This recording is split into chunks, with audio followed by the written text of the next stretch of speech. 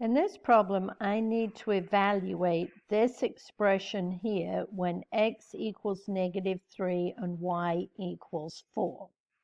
So that means wherever I see an x, here, here, and here, I'm going to put -3.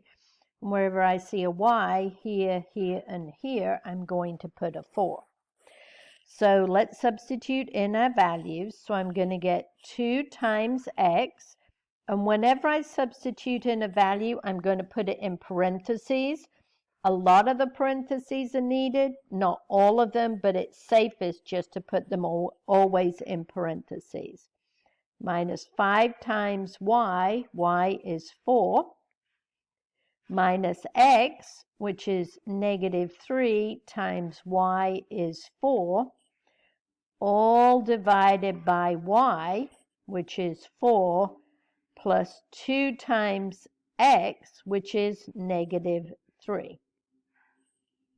Now we need to evaluate this expression, and to do that, I'm going to need my order of operations that most students remember as please excuse my dear Aunt Sally. So step 1, a lot of students remember it as parentheses, but what it really should be is evaluate all operations inside of grouping symbols. So if you look at this, I have a lot of parentheses here, but are there any operations that need to be evaluated inside my parentheses? No, all of these are simplified. So do I have any grouping symbols here? In fact, I do have one, and that's the division bar. And what the division bar implies is that there are grouping symbols around the whole numerator and the whole of the denominator. And what this will allow me to do is I can work on my numerator and I can work my denominator at the same time. And when they're both totally simplified, then I finally do the division. So that's what we're going to do in this case. So the next thing is, so I've taken care of step 1. Step 2, exponents. Are there any exponents anywhere? No. So now I need to do multiplication and division working from left to right. So do I have any multiplications in the numerator? Yes, 1, 2, 3. So I'm going to get 2 times -3. A positive times a negative is a negative. 2 times 3 is 6. Then I have -5 times +4. A positive times a negative is a negative. 5 times 4 is 20. Last one.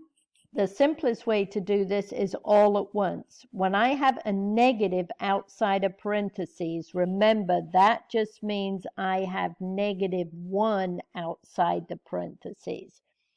So I have a -1 times a -3 times a +4. There are an even number of negatives, so the answer is going to be positive. And 1 times 3 is 3, 3 times 4 is 12. And lastly, in the denominator, are there any multiplications? Yes, right here. So I have 4 plus 2 times -3. We already figured out that was -6. So now we've taken care of step 3. Now I need to do addition and subtraction, again working from left to right. So in my numerator, I'm going to do -6 minus 20 before I add the 12. And if you can do this in your head, that's fine. I'm just going to show the longer way to help you review your rules of integers. Subtracting a number is the same as adding the opposite. So subtracting 20 is the same as adding a -20. So I'm just going to rewrite my problem. So now -6 added to -20, you're adding integers with the same sign, so you keep the sign and add the numbers. 6 and 20 is 26. So I get -26 plus 12, all divided by 4 plus a negative 6. So you add integers with opposite signs. You take the sign of the larger one, so the answer is going to be negative, and 6 minus 4 is 2. So the numerator, negative 26 plus 12. Adding integers with opposite signs, you take the sign of the larger one, and 26 minus 12 is 14, divided by negative 2. And now we can finally do our division. A negative divided by a negative is a positive. 14 divided by 2 is 7. We never write the answer that way. We just say the answer was 7.